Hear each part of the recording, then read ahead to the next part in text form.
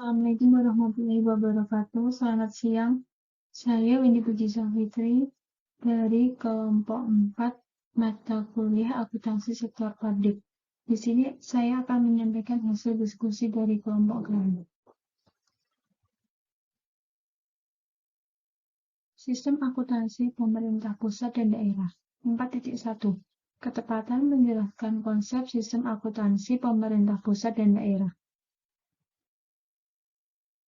Materi pembelajaran. Pertama, sistem akuntansi pemerintah pusat. Kedua, prosedur akuntansi sistem akuntansi pusat atau SIAP di KPPN. Ketiga, sistem akuntansi pemerintah daerah. Keempat, sistem akuntansi penerimaan dan pengeluaran kas. Kelima, sistem akuntansi selain kas.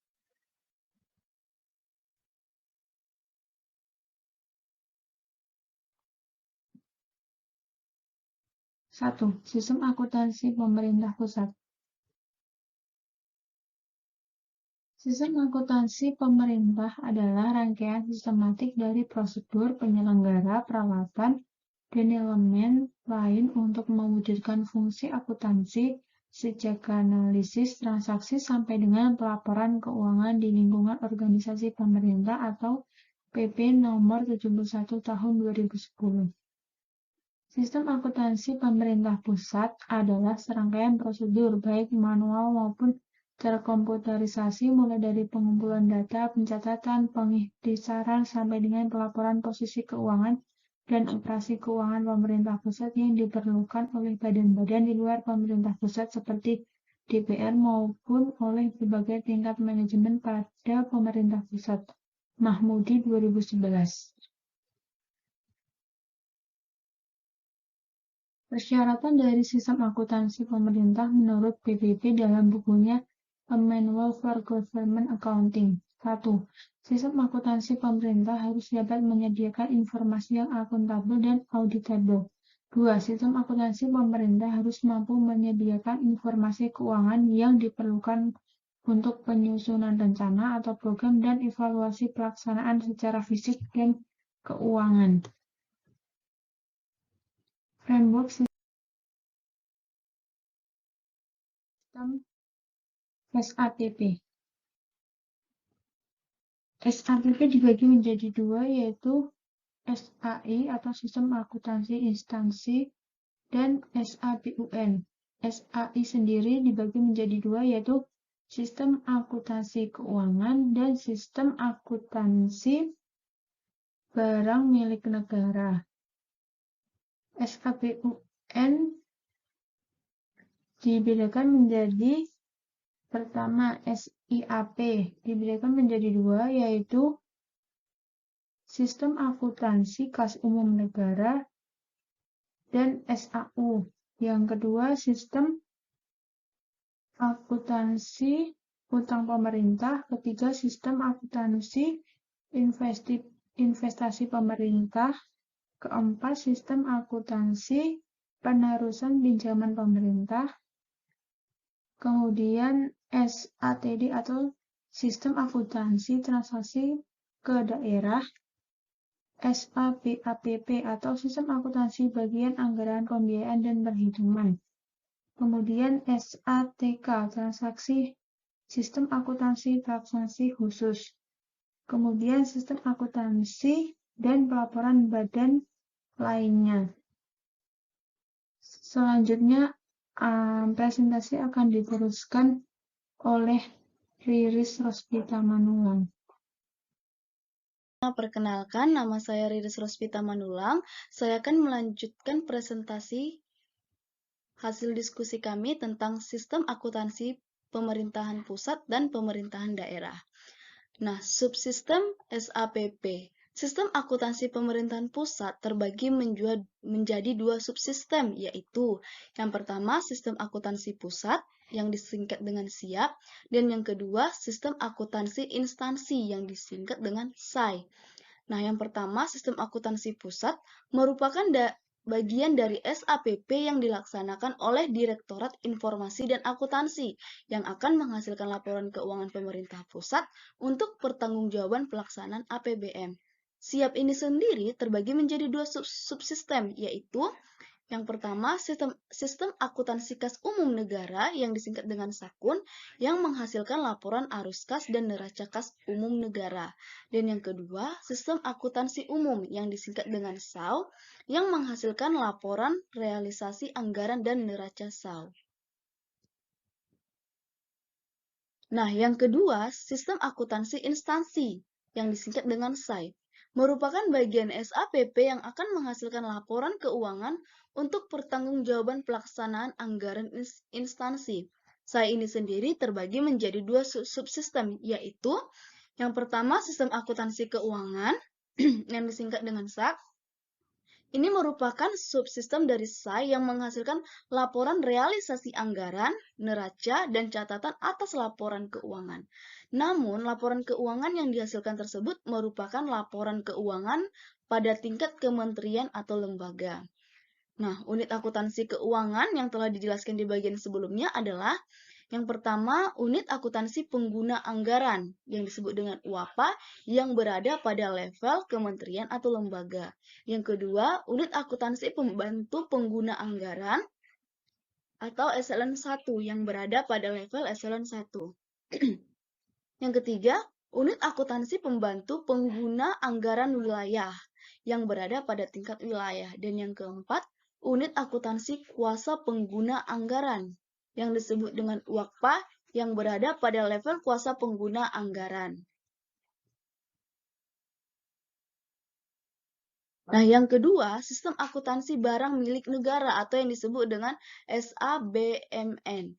Menurut Undang-Undang Nomor 1 Tahun 2004, barang milik negara adalah semua barang yang dibeli atau diperoleh atas beban APBN atau berasal dari perolehan lainnya yang sah.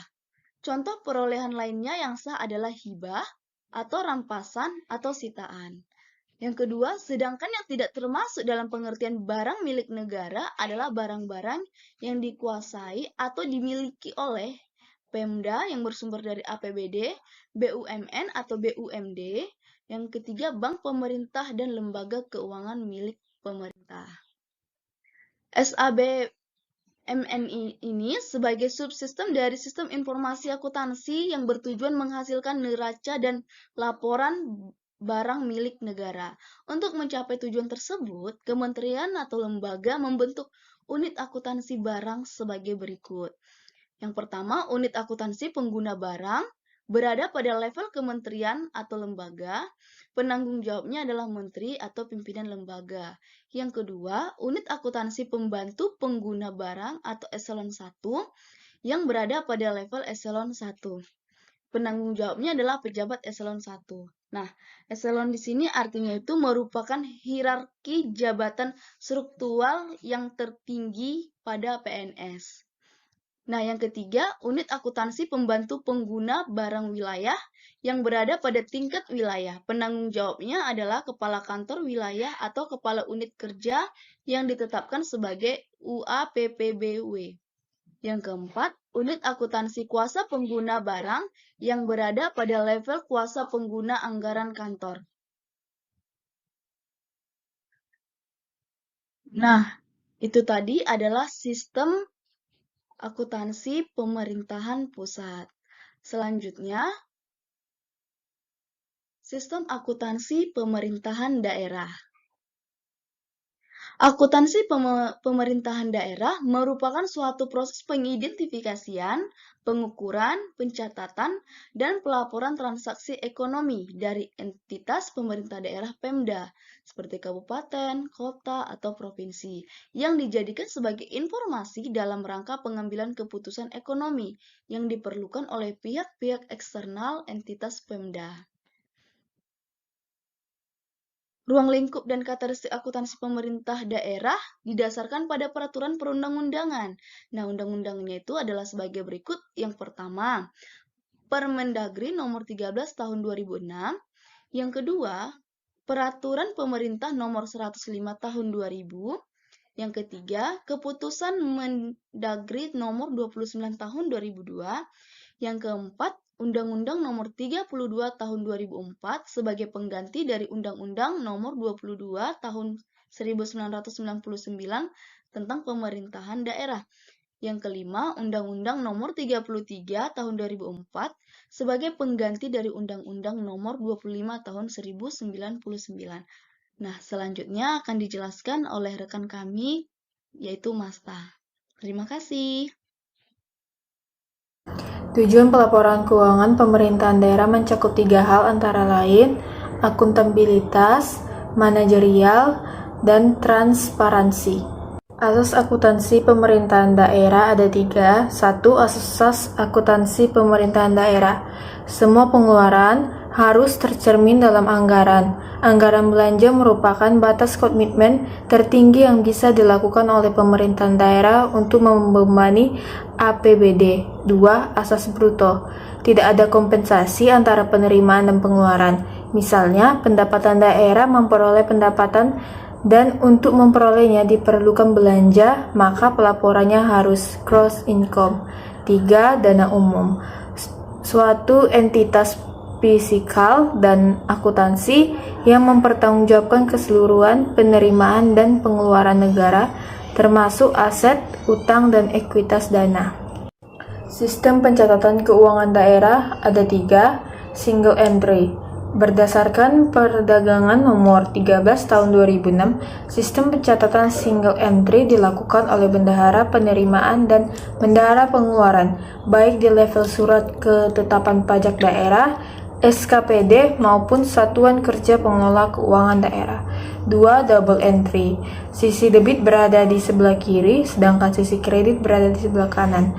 Aktiva tambah belanja sama dengan utang tambah ekuitas dana tambah pendapatan. 3. Triple entry. Pencatatan dengan menggunakan sistem pencatatan double entry ditambah dengan pencatatan pada buku anggaran. Siklus akuntansi keuangan daerah. Pertama, ada jurnal transaksi, selanjutnya posting ke buku besar, lalu dilanjutkan ke neraca saldo, lalu dilanjutkan lagi ke laporan keuangan, lalu lanjut lagi ke neraca saldo setelah penyesuaian, lanjut lagi jurnal penyelesaian, lalu jurnal penutup, dan terakhir neraca saldo setelah tutup buku. Sistem akuntansi pemerintahan daerah. 1. Sistem akuntansi keuangan pemerintahan daerah berdasarkan Mendagri Nomor 13 Tahun 2006. 2. Prosedur akuntansi aset tetap Pasal 253 dan 278 Permendagri 13/26. 3. Prosedur akuntansi selain kas. Pasal 259 dan 283 Permendagri 13 Tahun 2006.